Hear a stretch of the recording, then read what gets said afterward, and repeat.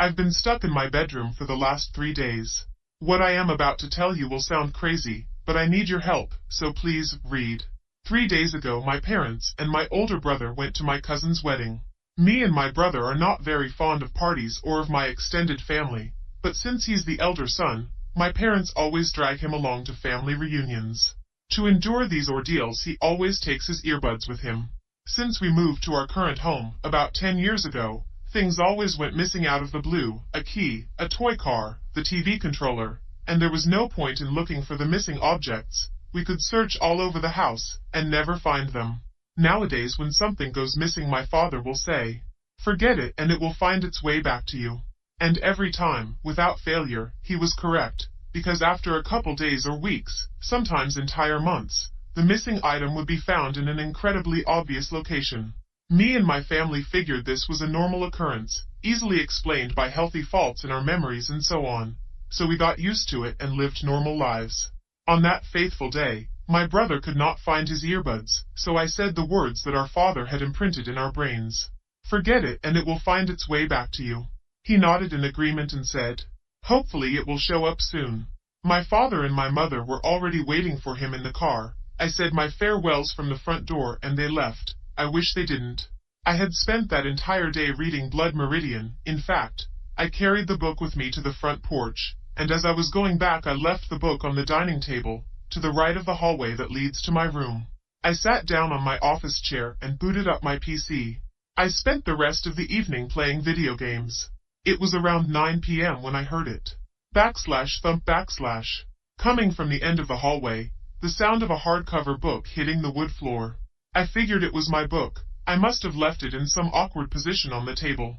I got up and opened the door of my bedroom, then I saw it. A person, a creature, something, about half my size, just finishing a small jump from the right of the hallway to the left, the book laid in the right, at the foot of the dining table. I was immediately paralyzed. I just stood there, like a deer in front of headlights. A pitch-black hand, with elongated, clawed fingers reached from the edge of the wall all the way to the other side of the hallway, grabbed the book, and quickly went into hiding. Slowly, the dark figure put its head out of the edge and for a split second our eyes met. My heart was beating out of control. I was on the verge of puking as I hastily closed and locked my bedroom door. I heard footsteps approaching me. I broke down crying in a corner. It's been 3 days. No one is picking up on my calls. No one is answering my messages. My family has not returned. I hear inhuman sounds just outside my room. I see shadows moving, creeping in and out of what I hope is a familiar hallway. I'm too scared to look out the window. I'm thirsty and hungry. I'm not sure that this text will reach anyone, but I'm desperate. Please, find me. Story 2. Every time I sleep I see people getting slaughtered. I hardly want to sleep anymore. I'm so tired that I want to die. I remember the good days. My head on a pillow after a hot shower. Sleep hitting almost instantly. It's been a talent I've always had. I even bragged about it, at a time. Well now, it's my hell. Especially now, trying to stay up. Trying to postpone it. If I just lay down, I'll be out. Why did it start? Damned if I know. I just want it to end. I don't use electronics before bed. No screens. I don't eat less than an hour before bed. I shower every night.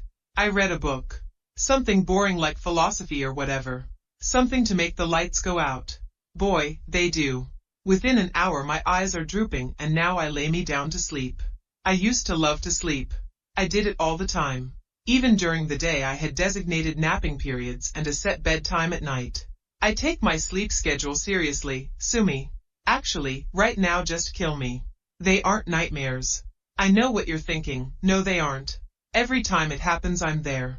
The second my head hits that blissful embrace of the pillow, the demons start heating the pitchforks to poke me all night. And suddenly, it's like I'm up again. I'm sitting on someone's couch, someone real. At someone's dinner table, someone real. In their bed with them, really. Too close for comfort, really. Watching them. And it's different each time. Someone new. Like I'm watching a movie that I'm inside of, but I'm that fly on the wall no one notices even though it's right in front of them. And they're all getting slaughtered. There I am, sitting in the lazy boy of some poor old biddy and geezer's home. The carpet is so soft. The recliner smells like old person sweat and cheese. The light bulbs are all aged and yellow. Just bright enough to see but not very clearly. In front of me is a TV. Beside me is a couch with an old woman eating peanuts out of a bowl, not looking at the TV. I hear every crunch and crackle like a grinding gear as she chews. I hear and see everything in 4D. Her husband sits beside her, staring at the tube, his foot tapping the floor before he gets up. He grunts out, raspy, "I need a smoke." "Those'll kill you, you know," the old woman says. There's a door to the left of the TV that I keep looking at.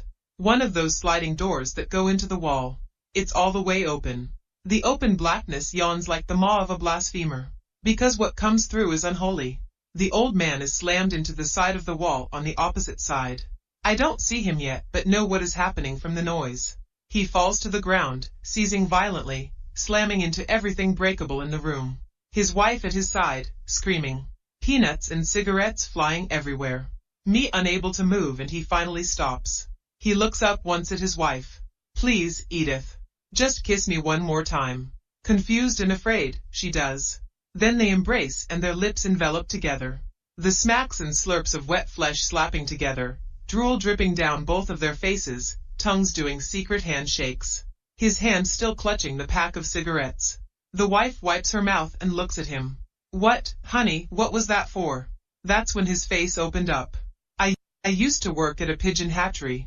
We sold the birds to farms and hunting camps for dog training.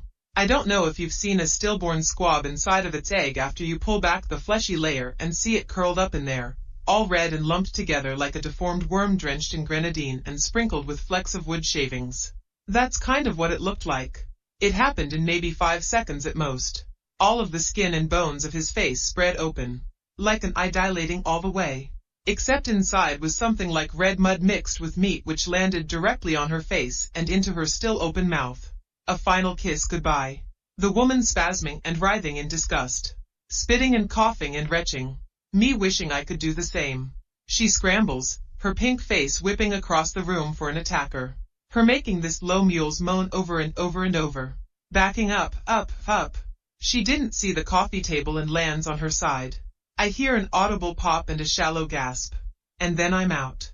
Like the fade out of a movie scene, the curtains close and I'm pulled into the murky blackness and back into something like sleep.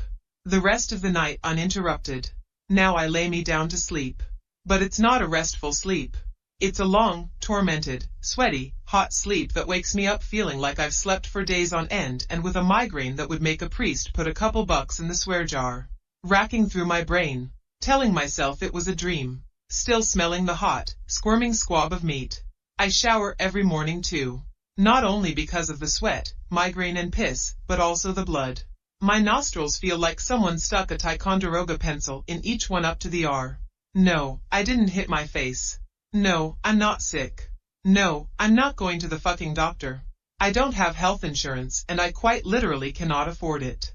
Every morning is like this. The smell of freshly opened organs never goes away. A hot, stinging smell. It gets worse the more this happens. Like the smell is decaying in my airways and each morning, a fresh layer is smoothly applied. It hurts to breathe, to eat, to swallow, cough, sneeze. The outsides of my nose are scabby from wiping the droplets so much, tearing raw each time. Each night again is the same but different. This time it's a wife and kids cowering in the corner while the father is beat and maimed in front of them by a home intruder that none of us can see. Him screaming at them over and over. "I'm sorry. I'm sorry. I'm sorry. I can't help it." Meanwhile, I hang by one hand from the ceiling fan.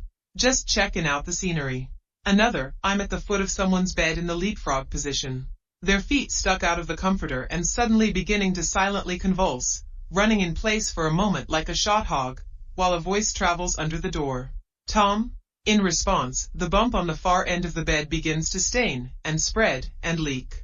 A river of blood flows from both sides and some of it gets on me.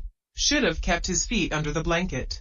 And again, now I'm on a dresser, looking down as a man goes to open the drawers. He takes out a box. An envelope. A lot of cash. Reaches in his pocket and puts another wad of it in the envelope as well. A woman joins him and looks inside, impressed. They both laugh and tell each other what they're going to do with it before both of them stop and look down, each at their own torso, and begin to strip. Something is moving. Something inside them.